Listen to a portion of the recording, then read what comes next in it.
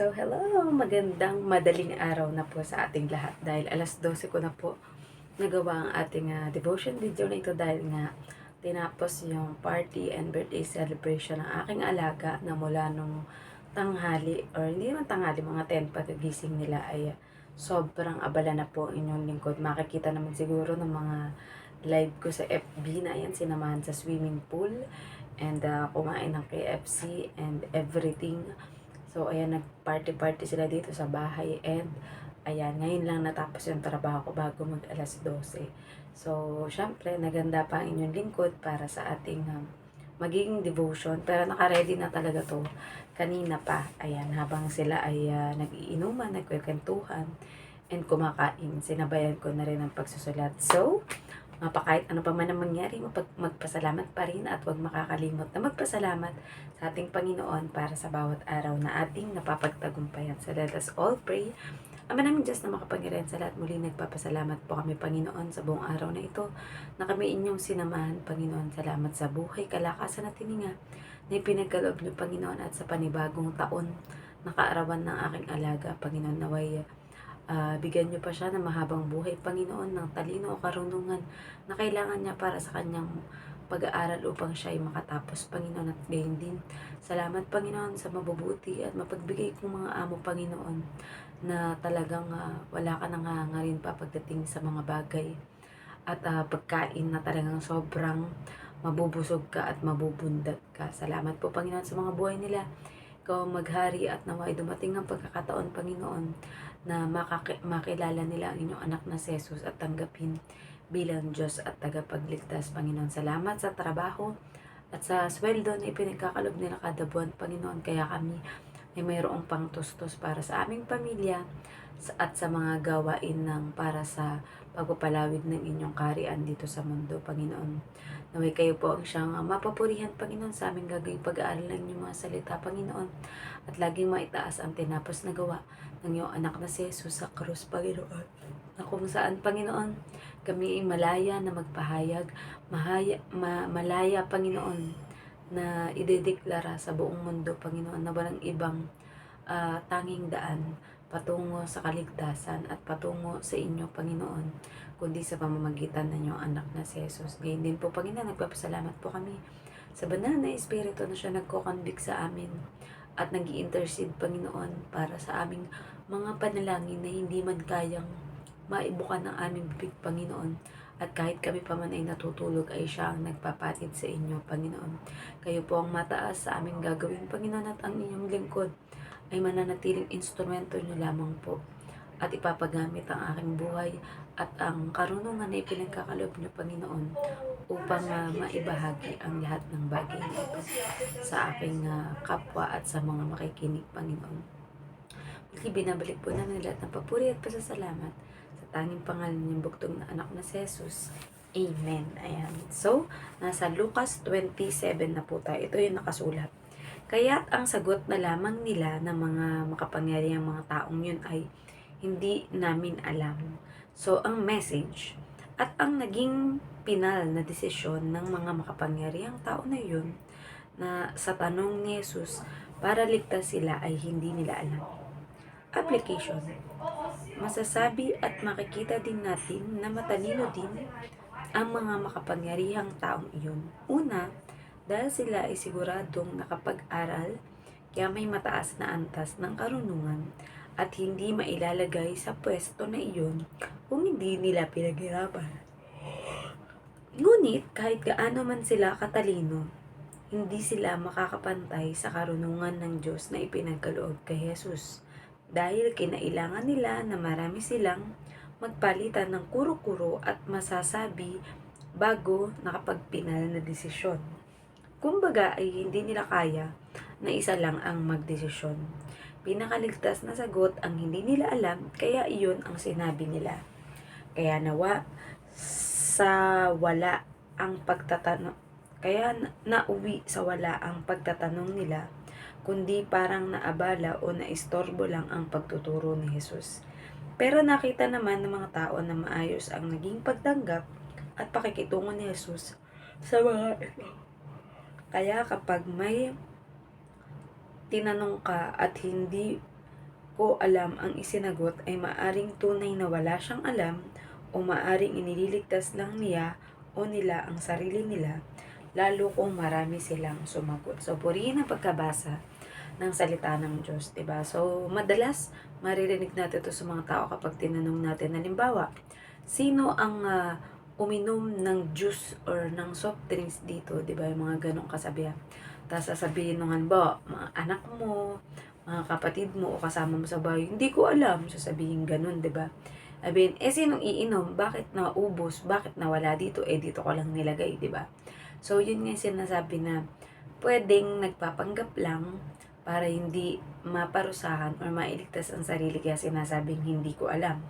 Pero meron naman talagang siguro sa tinanong mo na hindi niya talaga alam at hindi talaga siya yung may kagagawan. Kaya ang nagsagot niya ay hindi niya alam, di ba? Pero dito kapag makikita natin yun nga, di ba, na sinabi ko dito na yung parang ang ginawa nila parang naabala nila si Jesus dahil si Jesus nga nagtuturo ng mabuting balita tungkol sa kaligtasan. Ang ginawa naman nila pumunta sila at biglang tinanong na, sabihin mo nga sa amin, sino nagbigay sa iyo ng karapatan para gumawa ng mga bagay na ito, di ba? So, sa tanong nila, binalik naman sa kanila ng ating Panginoong Yesus sa pamamagitan din ng tanong, di ba? Tapos anong nangyari? Para nag-brainstorming pa sila.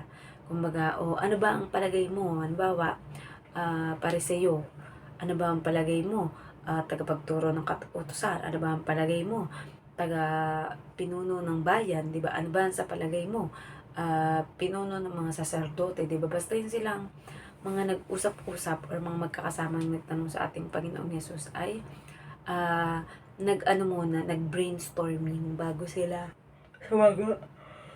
Kasi kapag mali na isagot nila, pwede silang mapahamak, 'di ba? Pero ang ating Panginoong Yesus, di na niya kailangan ng iba pang kasama para tanungin ano ba magiging desisyon natin or sasabihin, 'di ba? Dahil syempre, ang ating Panginoong Yesus, ang divine wisdom na ipinagkaloob sa kanya ng Panginoong Diyos ay hindi natin kayang magawa dahil siya hindi pa man binubukan ng bibig o hindi pa man nakikita yung tao o pangyayari ay alam na ng ating Panginoong Yesus kung ano yung mangyayari. Kumbaga, hindi lang siya advance mag-isip. Talagang nakikita niya, parang nasasayko niya na nababasa niya hanggang sa kaloob-looban ng isang tao. Kahit pilit mang itago sa isip at sa puso at sa espiritu ng isang tao, ito ay nakikita ng ating Panginoong Yesus. Kaya nga, sinasabi na yung kapangyarihan ng Diyos ay ibinigay sa Kanya, di ba?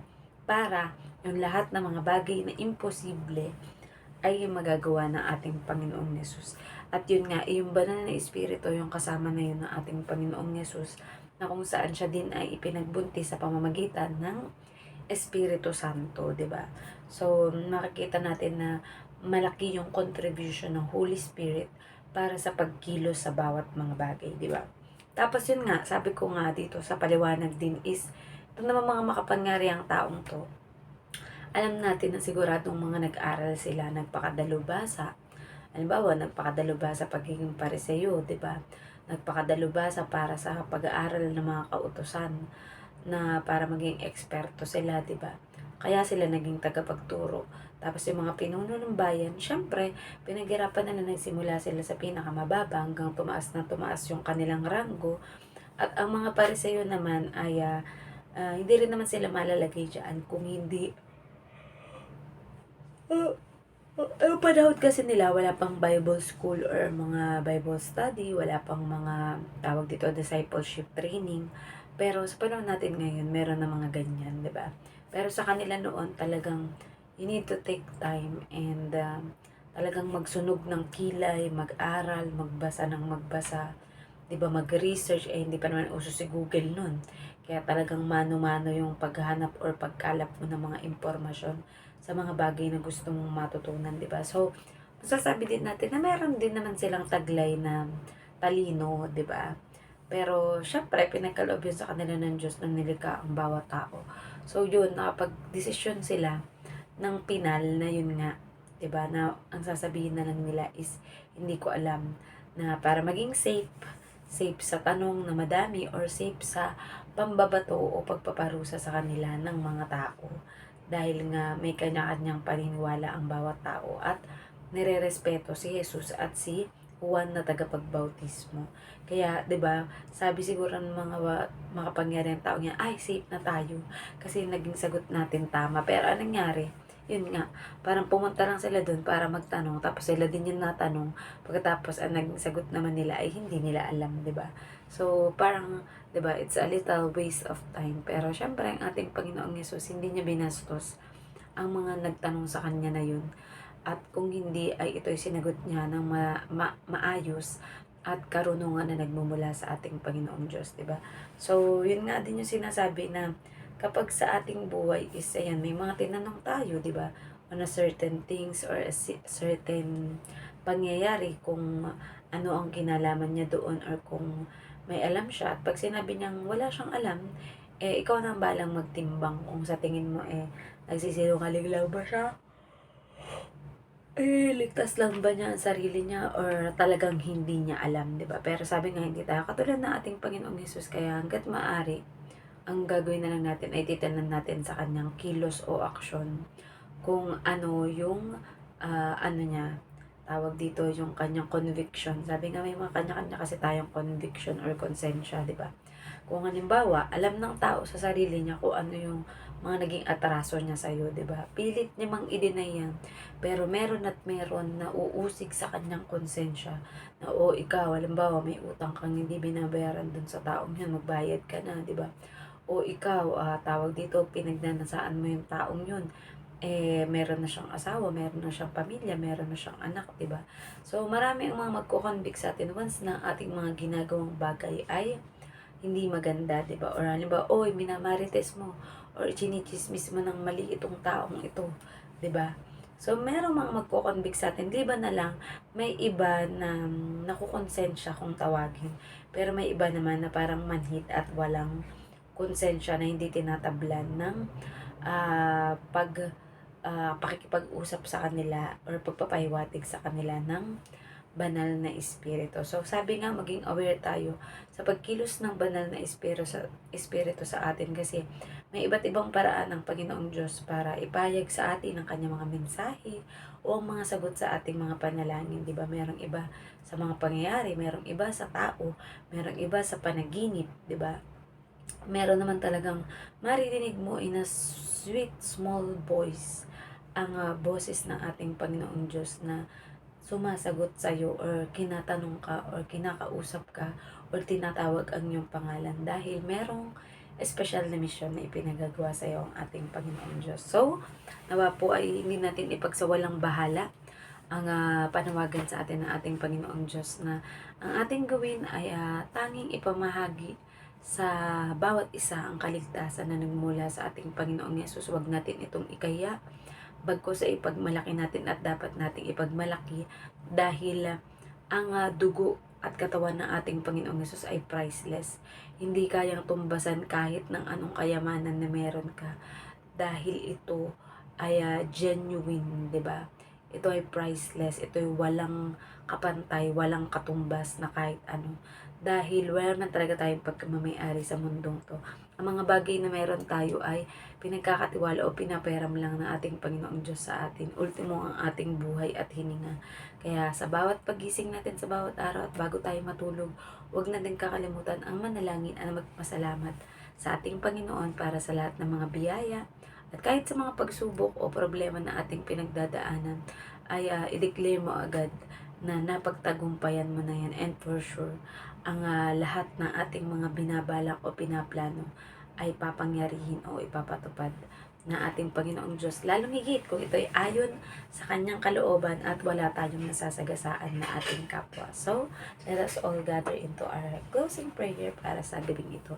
Ama namin Diyos na makapaganan sa lahat, muli nagpapasalamat po kami Panginoon sa karunungan na ipinagkaloob niyo Panginoon. Bagamat late na po na makapagpahinga Panginoon, pero salamat po Panginoon dahil alam namin na ang kalakasan, buhay at hininga Panginoon ay nagmumula sa inyo Panginoon, at pagkakalooban niyo pa kami ng buhay at lakas para bukas Panginoon. Lalong higit Panginoon, that tomorrow is the day to honor you, to glorify your holy name, Panginoon, sa pamamagitan ng fellowship with our fellow believers, Panginoon, sa church, Panginoon, at lahat ng mga body of Christ, Panginoon, na magkakaroon ng service o gawain, Panginoon, sa araw ng bukas para maipahayag ang inyong balita, mabuting balita, Panginoon.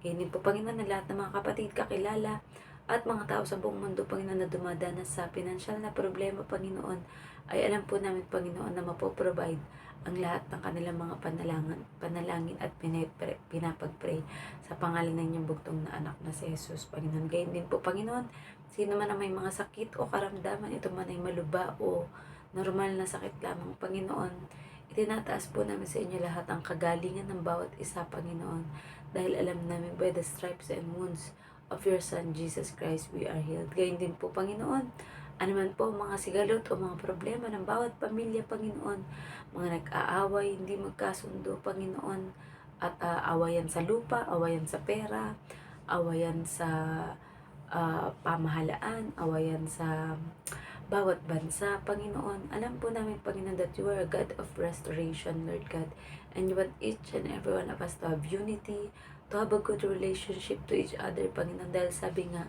walang sino man ang nabubuhay para sa sarili lamang, Panginoon. Kaya alam po namin, Panginoon, that we live for you, Lord God, at makita ng bawat isa sa amin, Panginoon, ng Christ-likeness, Panginoon, na kung saan ay magagawa namin kung ano ang dakilang layunin o misyon na ipinagpagawa ng iyong bugtong na anak na si Jesus para sa amin dito sa mundo, Panginoon. Kayo po ang siya maghari.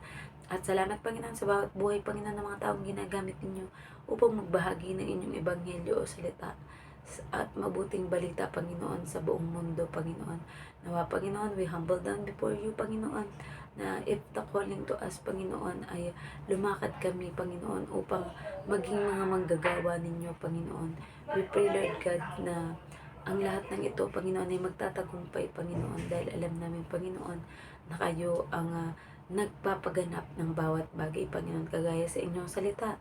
In Jeremiah 29:11, Panginoon, sabi niyo, for I know the plans I have for you, plans to prosper you and not to harm you, plans to give you hope and a future, Panginoon. Kaya pinaninindigan po namin at itinataas, Panginoon, ang iyong pangako na iniingatan sa aming mga puso at isip, Panginoon. Nang sa gayon, Panginoon, kapag nakita na namin nangyari ito sa aming Panginoon, ay wala na kaming ibang masasabi pa kundi salamat, Diyos.